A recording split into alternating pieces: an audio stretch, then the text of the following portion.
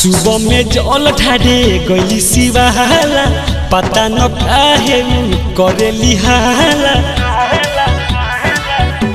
हाँ सुबह में जल ढारे गई शिवाला पता न काहे करे लिहाला।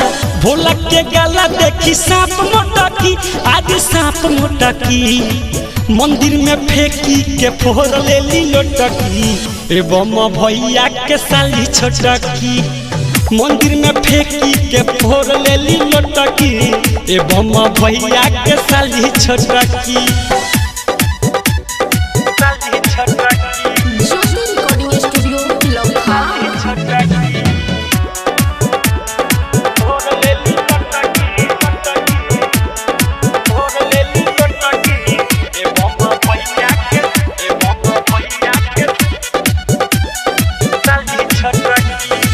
कमे बाएज धरके करेज भूखल बहादी सोमारी की जाला चढ़ावे अइली हो हा भोला गोहरावे अइली हो।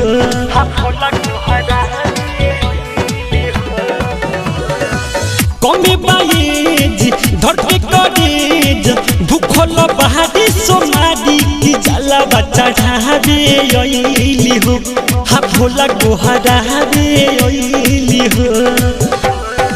सिरवा झुकावा तारी माथा पटकी आगे माथा पटकी मंदिर में फेंकी के फोड़ लेली लोटकी एवं भैया के साली छोटकी मंदिर में फेंकी के फोड़ लेली लोटकी एवं भैया के साली छोटकी।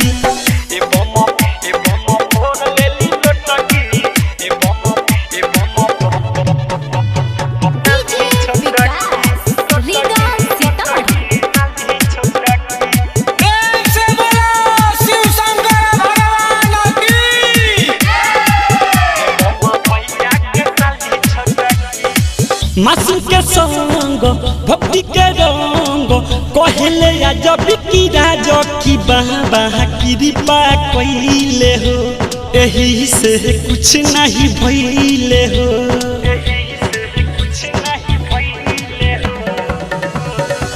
मासू के संग भक्ति के रंग कहले जब की राज की बाबा कृपा कइले हो एही से कुछ नहीं भइले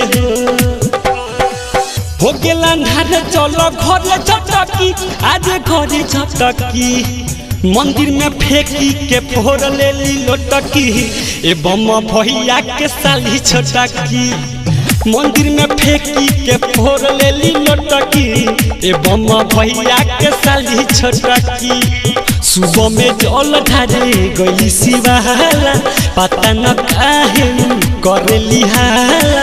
भोला के गाला देखी सांप मोटकी आज सांप मोटकी मंदिर में फेंकी के फोड़ लेली लोटकी एवं भैया के साली छोटकी मंदिर में फेंकी के फोड़ लेली लोटकी एवं भैया के साली छोटकी। ज्योति रिकॉर्डिंग स्टूडियो लखान।